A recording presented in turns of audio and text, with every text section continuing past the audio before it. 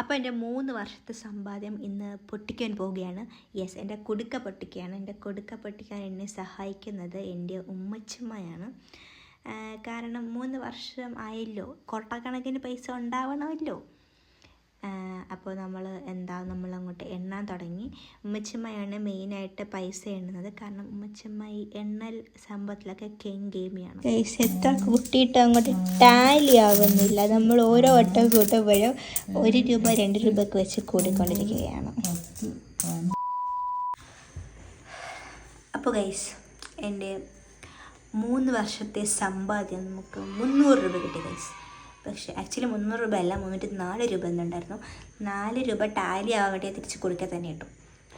Actually ഇങ്ങനെ 300 രൂപ അല്ല, ഇതിനിടയ്ക്ക് ഞാൻ പൈസ ഇടുന്നും എടുക്കുന്നു ഒക്കെ ഉണ്ടായിരുന്നു. പൈസ ഇങ്ങനെ എനിക്ക് പൈസ ഇല്ല വരുമ്പോഴത്തേക്ക് ഞാൻ നമ്മുടെ കത്രികയൊക്കെ വെച്ച് അതിവിദഗ്ധമായി പൈസ എടുക്കുമായിരുന്നു. അപ്പോൾ ഞാൻ ഇത് ആക്ച്വലി സ്ട്രെയിറ്റ്നർ മേടിക്കാനെന്ന ഉദ്ദേശത്തോടെ മേടിച്ച കുടിക്കുകയും ഇട്ട പൈസയുമായിരുന്നു. ബട്ട് അൺഫോർച്ചുനേറ്റ്ലി എനിക്ക് സ്ട്രെയിറ്റ്നർ മേടിക്കാനുള്ള വേറൊരാവശ്യത്തിന് കൊടുക്കാൻ പൊട്ടിക്കേണ്ടി വന്നു. യെസ് ഗൈസ്, ലൈഫ് അങ്ങനെയാണ്. ഒരു കാര്യം നമ്മൾ വിചാരിക്കും, മറ്റൊരു കാര്യം നടക്കും. ബട്ട് കുഴപ്പമില്ല, ഇതും നല്ലതിനായിരിക്കും. അതെ ആണ്.